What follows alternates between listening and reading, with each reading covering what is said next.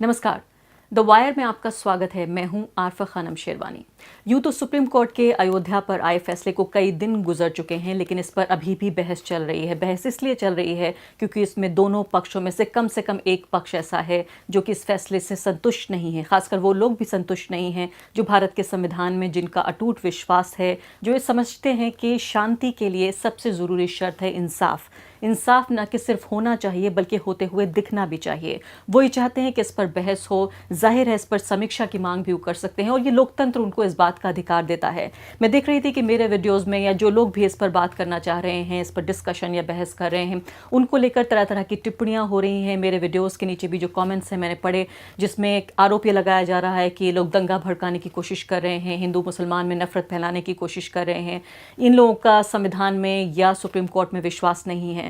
मैं ये कहना चाहती हूँ उन तमाम लोगों से जो किसी तरह की नफरत के तहत इस तरह की बातें कर रहे हैं, या वाकई वो ये समझते हैं कि इस मामले को अब पूरे तरीके से ढक देना चाहिए, इस मामले पर अब कोई बहस नहीं होनी चाहिए। मैं उन्हें ये कहना चाहती हूँ कि ये लोकतांत्रिक अधिकार है एक पत्रकार का और एक भारतीय नागरिक का कि वो सत्ता पक्ष से सवाल करे, साथ साथ सुप्रीम कोर्ट की का भी जो जजमेंट है उसकी भी समीक्षा, उसके भी रिव्यू का अधिकार उसे मिलता है। हम ये नहीं कह रहे हैं कि हम सुप्रीम कोर्ट के का जो जजमेंट है हम उसका सम्मान नहीं करते, लेकिन उस पर चर्चा हम जरूर कर सकते हैं और सुप्रीम कोर्ट खुद ये इजाजत देता है कि उसके आखिरी फैसले की भी दोबारा समीक्षा हो। यही हमने देखा कि अब सबरीमला वाले मामले में दोबारा उसके लिए पिटीशन दायर की गई कि सुप्रीम कोर्ट के आखिरी फैसले को भी आखिरी ना मानकर उसकी भी समीक्षा होगी।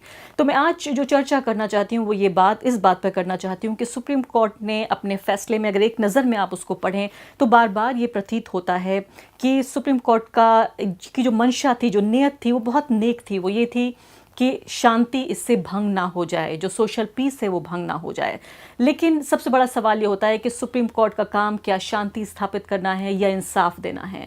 यह सवाल ये भी पैदा होता है कि क्या बिना इंसाफ के शांति स्थापित हो सकती है, क्योंकि शांति तो कब्रिस्तान में भी होती है, शमशान में भी होती है। लेकिन भारत एक जीता जागता लोकतंत्र है। यहाँ अगर एक भी व्यक्ति को, एक समुदाय तो भूल जाइए, भारत में अगर एक भी व्यक्ति को ये लगता है कि उसके साथ इंसाफ नहीं हो रहा है, उसके साथ कानून के हिसाब से, देश के संविधान के हिसाब से नहीं चल रहा है देश, या उसके अधिकारों का उल्लंघन हो रहा है, तो शायद ये नाइंसाफी मानी जाएगी। क्योंकि कोई भी शांति जो नाइंसाफी की बुनियाद पर टिकी हो वो शांति नहीं मानी जा सकती। तो जाहिर है कोर्ट के सामने एक बहुत मुश्किल फैसला था, ये बहुत मुश्किल उनके सामने टास्क था।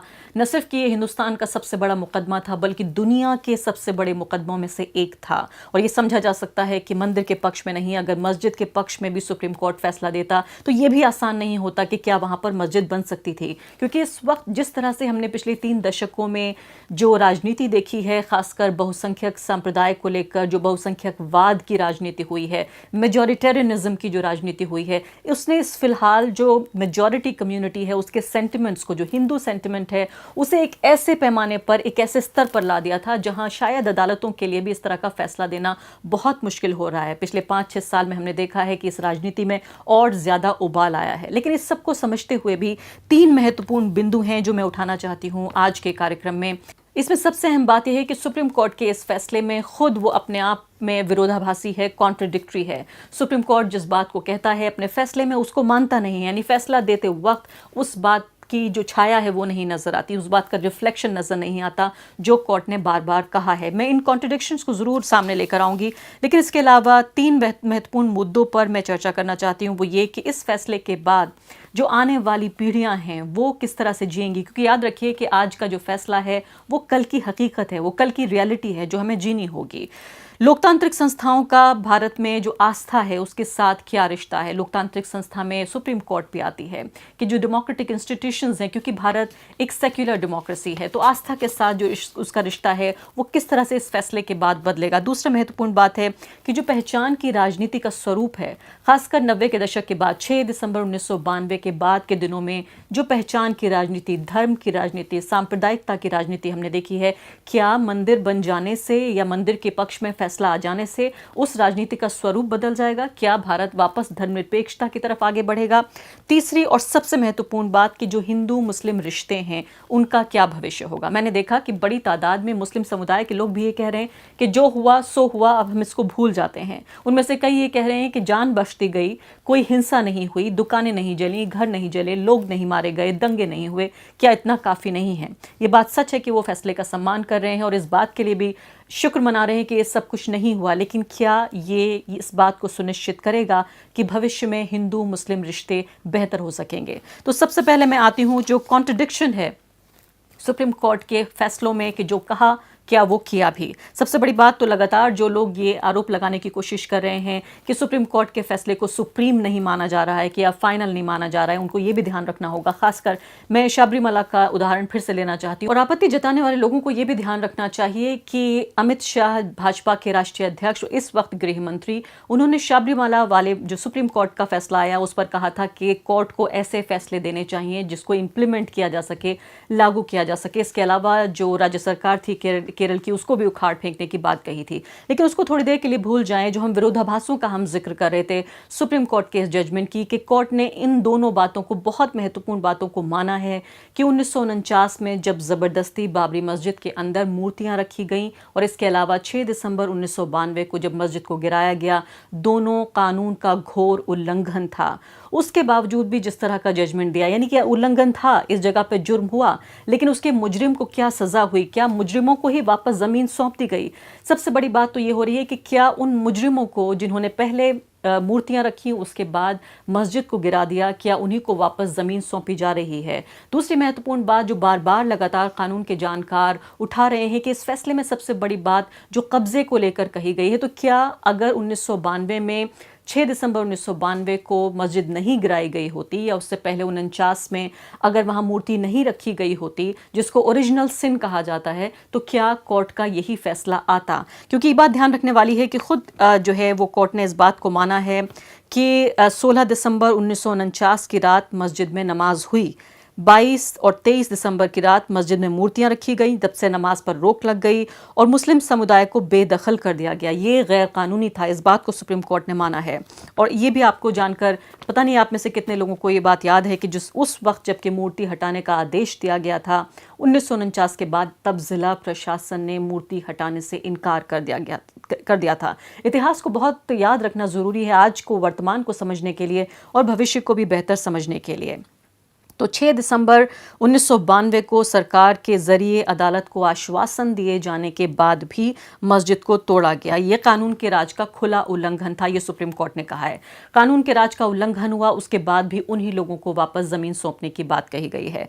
दूसरी महत्वपूर्ण बात जो कब्जे को लेकर है, जो पोजेशन को लेकर है, वो ये कही गई है कि जो मुस्लिम पक्ष है वो ये साबित करने में नाकाम रहा कि उसका जो निरंतर कब्जा है वो मस्जिद के ऊपर रहा, क्योंकि बाहरी जो चबूतरा था उस पर जो हिंदू पक्ष था वो पूजा करता रहा, अंदर वाले हिस्से में मस्जिद में नमाज होती रही। तो क्या इस बात की भी सज़ा दी जा रही है मुस्लिम पक्ष को कि एक वक्त में उसने समझा कि हिंदू धर्म की भी भावनाएं जुड़ी हुई हैं इस स्थान के साथ, तो आइए आप यहाँ पूजा कर लीजिए और हम भी यहाँ पर नमाज पढ़ लेते हैं? क्या इसको अदालत ने एक तरह से एक सज़ा के तौर पर माना है कि आपका निरंतर जो पोजेशन है वो नहीं माना गया क्योंकि वहाँ पर पूजा भी हो रही थी? ये भी कहीं ना कहीं एक कॉन्ट्रडिक्शन है।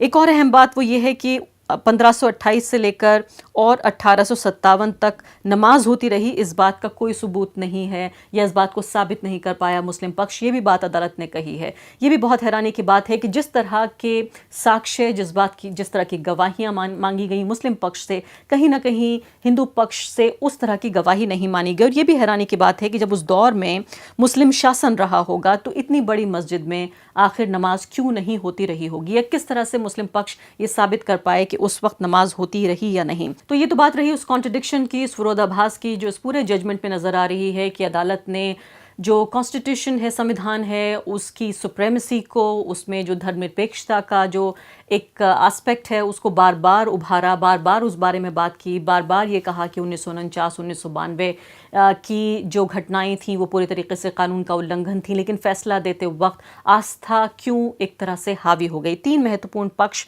मैं ये बताना चाहती हूँ कि जो मैंने आपसे वादा किया था कि क्या लोकतांत्रिक जो संस्थाएं हैं भारत की, उनके साथ जो आस्था का रिश्ता रहा है क्या वो बदलेगा? क्या इस जजमेंट के बाद हम धीरे धीरे हिंदू राष्ट्र की तरफ आगे बढ़ रहे हैं? क्या एक पक्ष जो कि बहुसंख्यक पक्ष है उसकी भावनाओं को, उसके रिलीजियस सेंटिमेंट्स को ज़्यादा महत्ता मिली है बजाय इसके कि जो रिलीजियस माइनॉरिटीज़ हैं उनके? तो संविधान ये कहता है कि आपका ताल्लुक किसी भी धर्म से हो सकता है, किसी भी जाति से हो सकता है, लेकिन आपके साथ इंसाफ होगा ठीक उसी तरीके से जैसे किसी भी धर्म के व्यक्ति के साथ होगा। धर्म के आधार पर नाइंसाफ़ी नहीं हो सकती। लेकिन जिस तरह से भावनाओं का जिक्र है, जिस तरह से भावनाओं के आधार पर ज़मीन का फैसला किया गया है, उससे क्या ये माना जाए कि अब इस फैसले के बाद से जो हमारे डेमोक्रेटिक इंस्टीट्यूशंस हैं वो भावनाओं के आधार पर फैसला देंगे? क्या भारत का भविष्य धर्मनिरपेक्ष होगा या नहीं?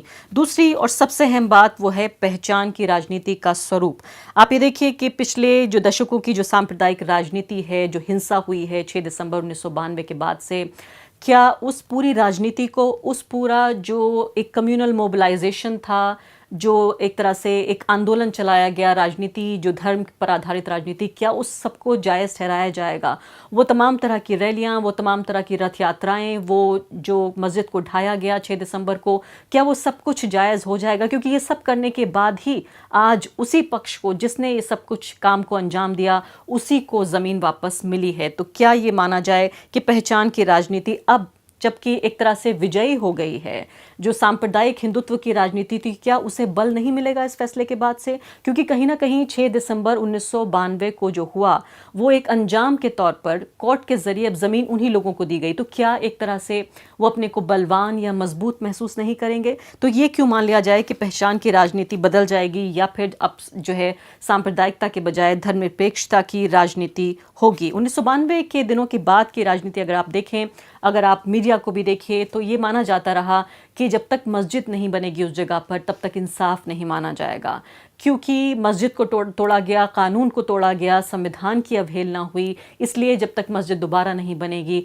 तब तक उसको नहीं माना जाएगा कि इंसाफ होगा। लेकिन आज ये देखिए कोर्ट के जजमेंट के बाद वो पार्टियां भी, वो सेक्युलर और समाजवादी पार्टियां, सोशलिस्ट पार्टियां, चाहे वो कांग्रेस पार्टी हो या समाजवादी पार्टी हो या आरजेडी हो, लेफ्ट पार्टियों का रुख भी बहुत ज़्यादा मजबूत नहीं रहा इस पूरे मुद्दे पर कि उन्होंने इसको अपोज किया हो या इसकी समीक्षा की मांग की हो। कहीं ना कहीं जो बहुसंख्यकवाद है और जो बहुसंख्यक जो संवेदनाएं, जो सेंटिमेंट्स हैं, उनके आगे झुकते हुए नजर आ रही हैं तमाम पॉलिटिकल पार्टियां। तो आप ये देखिए कि 1992 की राजनीति का मुकाबला अगर अब आप देखें कि जब सेक्युलरिज्म की राजनीति के भी खरीदार थे, और इसलिए हमने देखा कि सोशलिस्ट सेक्युलर पार्टियां सेक्युलरिज्म की बात करती थी, धर्मनिरपेक्षता की बात करती थी, लेकिन आज मीडिया का सब बड़ा धड़ा, मैं कहूँगी 90% से ज़्यादा मीडिया, जिस तरह से उसने कैंपेन चलाया राम मंदिर को लेकर, जिस तरह से न सिर्फ कि वो पार्टियाँ जो कि हिंदुत्व की राजनीति करती हैं बल्कि सेक्युलरिज्म की राजनीति करती हैं, उनकी इस पूरे मुद्दे पर या तो खामोशी या इसका स्वागत करना ये बताता है कि भारत की राजनीति हमेशा हमेशा के लिए बदल गई है और मंदिर बनने के बाद या मंदिर के इस फैसले के बाद बहुत तेज़ी से बदलेगी। और आखिरी बात, जो मुस्लिम पक्ष की खामोशी है, एक तरह से टूटे हुए दिल को अपने घर में अपने साथ लेके बैठे रहना कि बोलना ठीक नहीं रहेगा, जान बच गई इतना काफ़ी है, दंगे नहीं हुए इतना काफ़ी है, क्या ये नहीं बताता कि कहीं ना कहीं जो इंसाफ की उम्मीद है वो मुस्लिम पक्ष खो रहा है, मुस्लिम समुदाय खो रहा है? मैं यहाँ कहने की कोशिश नहीं कर रही हूँ कि इसको लेकर हिंसा करनी चाहिए थी, विरोध प्रदर्शन करना चाहिए था, लेकिन एक भारतीय नागरिक के तौर पर जो संविधान में विश्वास रखता है, जो कानून के राज को सुप्रीम समझता है, सबसे ऊपर समझता है, जो ये मानता है कि उसे भारतीय नागरिक होने के नाते किसी भी धर्म से उसका संबंध रहा हो, लेकिन उसे इस देश में, अपने देश में जहाँ वो पैदा हुआ, उसको इंसाफ मिलेगा। अगर ये इंसाफ की जो आस, इंसाफ की जो उम्मीद अगर अपने डेमोक्रेटिक इंस्टीट्यूशन से, जिसमें कोर्ट भी शामिल है, अगर ये कमज़ोर हो रही है, घट रही है या जा रही है,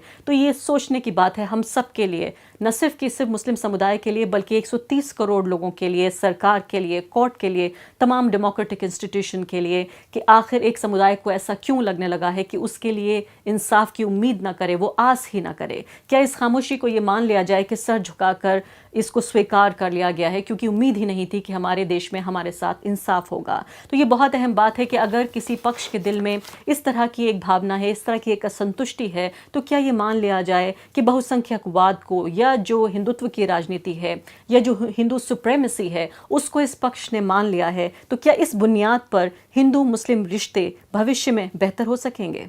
और आखिरी और सबसे महत्वपूर्ण बात कि ये जो ज़मीन का जायदाद का मामला था, फ़िलहाल उस पे तो कोर्ट ने फ़ैसला सुना दिया है, लेकिन अभी भी वो गुनहगार जिसको बाकायदा कोर्ट ने ये माना है कि उस वक्त जुर्म हुआ था 6 दिसंबर 1992 को, जिन लोगों ने मस्जिद को ढाया, जो इस साजिश में शामिल थे, उनको कब तक, जब तक सज़ा नहीं होगी तब तक इस मामले को अधूरा ही माना जाएगा। द वायर के और वीडियोस देखने के लिए सब्सक्राइब करें और बेल आइकन पर क्लिक करें।